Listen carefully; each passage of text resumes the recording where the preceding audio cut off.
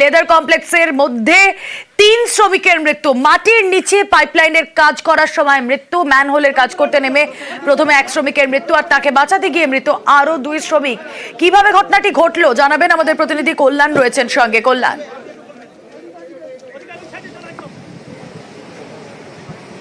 একেবারেই রুমেরা রবিবারের সকাল 9টা নাগাদ এই 3 শ্রমিক কিন্তু একে একে তারা ম্যানহোলের মধ্যে তারা যে আবর্জনা ছিল, ফলে জল পাস হচ্ছিল না, সেই আবর্জনা পরিষ্কার করার জন্যই নেমেছিল। প্রথমে ফারজান নামে তাকে উদ্ধার করার জন্য একে একে 3 জনের নামে, এবং 3 জনেরই কিন্তু ইতিমধ্যেই মৃত্যু হয়েছে।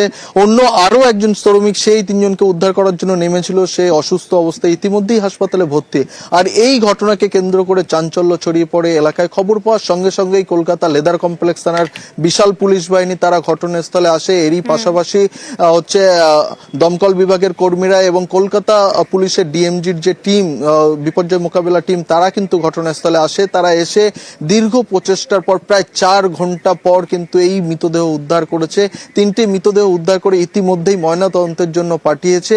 তবে এই যে মৃত্যু হয়েছে, সেই মৃত্যুকে কেন্দ্র করে কার্যত আতঙ্কের সৃষ্টি হয়েছে এলাকায়। কারণ যেভাবে ম্যানহোলের ভিতরে কোনো রকম সাপোর্ট ছাড়া তারা 3 জন নেমেছিল, এবং যে দুর্গন্ধ ভিতরে, অর্থাৎ অক্সিজেনের অভাবে যে 3 জনের মৃত্যু হয়েছে, সেই ঘটনায় কিন্তু যথেষ্ট আতঙ্কিত এলাকার যে সমস্ত অন্য কেএমডি এর ঠিকা শ্রমিক রয়েছে তারা। এই ঘটনায় পুলিশ কিন্তু ইতিমধ্যেই ঠিকা শ্রমিকের একজনকে আটক করে ঘটনার তদন্ত শুরু করেছে। তবে বারবার কিন্তু এর আগেও একাধিকবার এই লেদার কমপ্লেক্সের মধ্যে কিন্তু শ্রমিকের মৃত্যু হয়েছে এই ম্যানহোলের ভিতরে। ফলে ম্যানহোলের ভিতরে কোনো রকম সাপোর্ট না নিয়ে কেন এইভাবে শ্রমিকদের মৃত্যুর মুখে ঠেলে দেওয়া হয়, সেই নিয়ে কিন্তু একাধিকবার প্রশ্ন উঠেছে।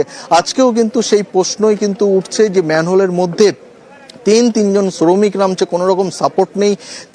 ফলে এই 3 জনকে কেন এইভাবে নামতে দেওয়া হলো, সেই নিয়ে কিন্তু প্রশ্ন উঠছে। এলাকার যে সমস্ত অন্য সাধারণ যে সমস্ত শ্রমিকরা রয়েছে তারা কার্যত ক্ষোভ প্রকাশ করছে। কারণ এই যে এলাকায় ম্যানহোল রয়েছে, ফলে ইতিমধ্যেই আমরা জানি লেদার কমপ্লেক্সে সেখানে পরিস্থিতি সরেজমিনে খতিয়ে দেখতে পৌঁছেছেন মেয়র ফিরহাদ হাকিম।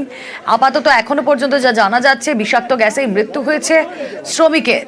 কারখানার নিকাশি নিয়ম মেনে হচ্ছে না, ফেলা হচ্ছে না বলে অভিযোগ করেন মেয়র ফিরহাদ হাকিম।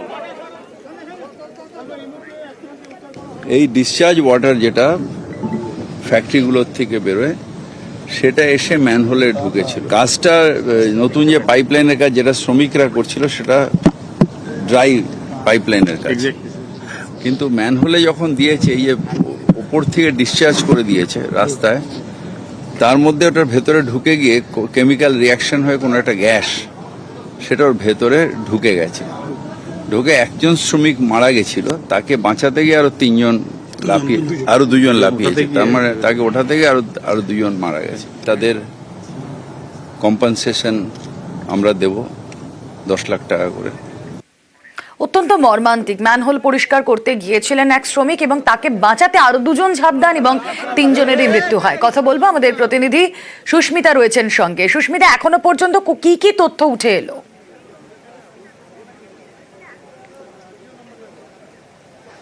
দেখো, মেয়র ফিরহাদ হাকিম তিনি ঘটনাস্থল খতিয়ে দেখার পাশাপাশি ঘটনাস্থল খতিয়ে দেখেছেন শওকত মোল্লা। কিন্তু ফিরহাদ হাকিমের যে কথা, সে কথা অত্যন্ত গুরুত্বপূর্ণ।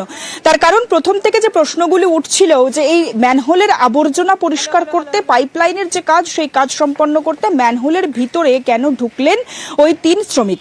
এবং বলাই বাহুল্য, সেখানে যে পরিমাণ আবর্জনা ছিল বা যে পরিমাণ রাসায়নিক থাকার সম্ভাবনা প্রবলভাবে, সেই রাসায়নিকের মধ্যে যদি যে কোনো লোক সেই ম্যানহোলের ভিতরে প্রবেশ করে, তাহলে তার যে মৃত্যু অবশ্যম্ভাবী, সেই ভিতরে আটকে পড়লে সে কথাটাও কিন্তু প্রশ্নাতীত। সুতরাং ফিরহাদ হাকিম তিনিও সেই কথা বললেন যে সেই শ্রমিক, যে 3 জন শ্রমিকের মৃত্যু ইতিমধ্যেই ঘটেছে, সেই 3 জন শ্রমিক কেন সেই ম্যানহোলের ভিতরে প্রবেশ করেছিল। ম্যানহোলের ভিতরের আবর্জনা পরিষ্কার করার কথা মেশিন মারফত, তাহলে কেন শ্রমিক মারফত সেই ম্যানহোলের ভিতরে প্রবেশ করিয়ে সেই আবর্জনা পরিষ্কারের কাজ করানো হলে। এই গোটা বিষয়টি তদন্ত করে একদিকে যেমন দেখবে লেদার কমপ্লেক্স থানার পুলিশ আধিকারিকরা, ঠিক তেমনি কেএমডি এর তরফ থেকে, পুরসভার তরফ থেকেও গোটা বিষয়টিকে তদন্ত করে দেখা হবে। এমনকি ঠিকাদারের সঙ্গেও যোগাযোগ করার চেষ্টা চলছে, ঠিকাদারকেও গোটা বিষয়টি খতিয়ে দেখতে বলা হচ্ছে। এবং ফিরহাদ হাকিম আরো উল্লেখযোগ্যভাবে যে বিষয়টি তুলে ধরলেন যে এই গোটা ঘটনার পিছনে কার হাত রয়েছে বা এই ঘটনায় কে প্রত্যক্ষ বা পরোক্ষভাবে দায়ী। যদি ঠিকাদার দায়ী থাকে, কন্ট্রাক্টর দায়ী থাকে, প্রত্যেকের বিরুদ্ধে ব্যবস্থা নেওয়া হবে, পুরসভার তরফ থেকে প্রশাসনিকভাবে ব্যবস্থা নেওয়া হবে, সেই আশ্বাসও দেন ফিরহাদ হাকিম। অপরদিকে যে রাসায়নিকের কথা বারংবার বলা হচ্ছে, যেহেতু লেদার কমপ্লেক্স এরিয়া এরিয়া এবং সেখানে চামড়ার বর্জ্য পদার্থ বা আবর্জনা মিশ্রিত যে জল, সেই জল যখন ম্যানহোলের ভিতরে প্রবেশ করছে, গোটা বিষয়টি একসাথে পরিশ্রুত হয়ে বা একসাথে মিশ্রিত হয়ে একটি যে গ্যাস, রাসায়নিক গ্যাস, সেই গ্যাস তৈরি হওয়ার যে আশঙ্কা এবং সেই গ্যাসটি অত্যন্ত ক্ষতিকর শরীরের পক্ষে, সেই বিষয়টিও কিন্তু স্পষ্ট। এবং সেই গ্যাসের মাধ্যমেই হৃৎপিণ্ড বিকল হয়ে, শ্বাসযন্ত্র বিকল হয়ে যে মৃত্যু ঘটেছে এই 3 শ্রমিকের, এমনটাই অনুমান করছেন যারা উদ্ধার কার্য চালিয়েছেন যে পুলিশ আধিকারিকেরা, সেই পুলিশ আধিকারিকেরা। ফিরহাদ হাকিমও সেই গোটা বিষয়টিতে কিছুটা হলেও সম্মতি জানিয়ে বা এই বিষয়টি কেন হচ্ছিল, কিভাবে এই জায়গা এরকম ভাবে নোংরা, অব্যবস্থা, কেন সেই শ্রমিকেরা ভিতরে প্রবেশ করার সময় অক্সিজেন সাপোর্ট, যে ড্রেস পরার কথা, জুতো পরার কথা, সেগুলি কেন নেওয়া হয়নি, কে এর জন্য দায়ী, তার বিরুদ্ধে যেমন ব্যবস্থা হবে, গোটা বিষয়টিকে তদন্ত করে দেখা হবে, সেই আশ্বাসও দিচ্ছেন ফিরহাদ হাকিম। অপরদিকে যে 3 শ্রমিকের মৃত্যু ঘটেছে তাদেরকে ক্ষতিপূরণ বাবদ 10 লক্ষ টাকা করে দেওয়ারও আশ্বাস দিচ্ছেন ফিরহাদ হাকিম তিনি নিজে। রুমেলা, পরিবেশটা নরকুণ্ড হয়ে রয়েছে, সবাই ডিসচার্জগুলো করে দিচ্ছে। ডিসচার্জ করে দিতে কি হয়, কেমিক্যাল দিয়ে, এটা লেদার প্রসেসিং এর জল তো, এটা অ্যাকচুয়ালি সিএপিটিতে যাওয়ার কথা, সেটা রাস্তায় যাচ্ছে বলে এটাতে রিয়াকশন হয়ে একটা গ্যাস সৃষ্টি হচ্ছে। সেটা আমি নিশ্চিতভাবে ইনকোয়ারি করব এবং আমাদের থানার বড়বাবু আছেন, উনিও ইনকোয়ারি করবেন যে কজ অফ ডেথটা কি, কেন এটা হঠাৎ করে একটা মানুষের ভেতরে ঢুকলো, কেন মারা গেল এবং কেন তারপরে তাকে বাঁচাতে গিয়ে আবার 2 জন মারা গেল, এইটা পুরোপুরি ইনকোয়ারি করে। কোনো গরিব মানুষ তার মৃত্যু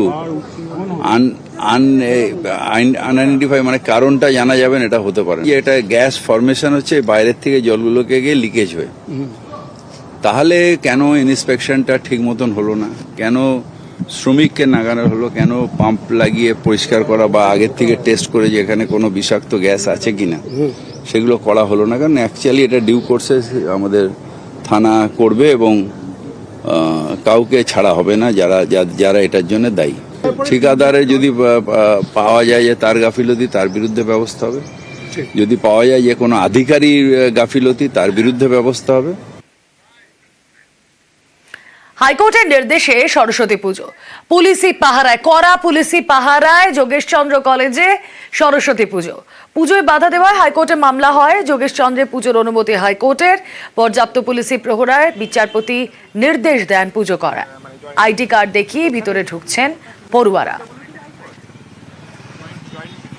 মহামান্য হাইকোর্টের নির্দেশে একটা পুলিশি অ্যারেঞ্জমেন্ট করা হয়েছে যাতে এখানে সুষ্ঠুভাবে পুজো হয়।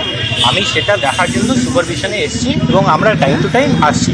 আমি আছি, ডিসি আছেন, আমরা টাইম টু টাইম এসে এটা দেখে যাচ্ছি যাতে কোনো অসুবিধা না হয় কারণ।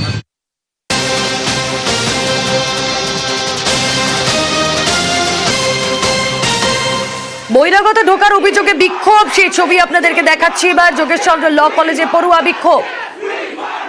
কড়া পুলিশি পাহারায় নির্দেশ বিচারপতি দেন যে সরস্বতী পুজো হবে, আর হাইকোর্টের নির্দেশে সরস্বতী পুজো সেখানে হচ্ছে। তবে দেখতেই পাচ্ছেন আপনারা, যেখানে বহিরাগত ঢোকার অভিযোগে ব্যাপক বিক্ষোভ। যোগেশচন্দ্র ল কলেজে পড়ুয়া বিক্ষোভ।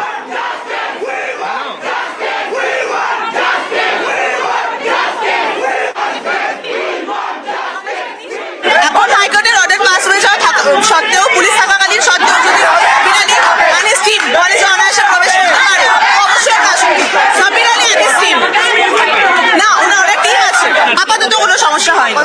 তবে আমরা সবাই আশঙ্কিত। আমরা এটাই আপাতত জানাতে চাই যে আমাদের কলেজ ক্যাম্পাসে, কলেজ প্রিমাইসিসে বহিরাগতরা কিভাবে অনায়াসে যাতায়াত করছে, আমাদেরকে রেড দিচ্ছে, এগুলো কেন? ধর্ষণের হুমকি দেওয়া হয়েছিল জানিয়ে বিতর্কের জলগড়ায় আইনি টানাপোড়েন, হাইকোর্টে মামলা হয়।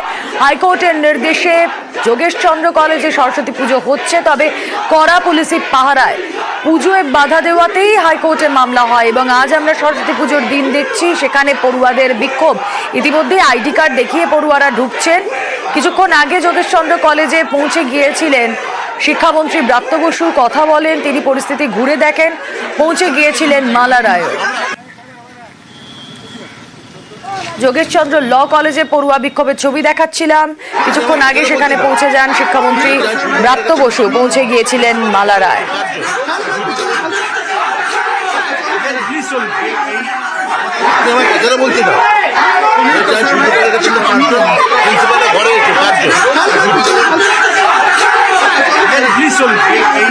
পুজোটা একটু দেখি, নমস্কার করি প্রিন্সিপালের ঘরে।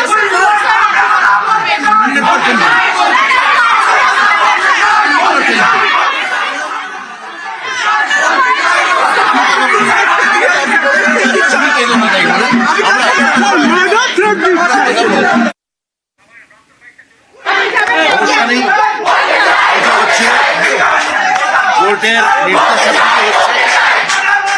প্রিন্সিপাল নিজে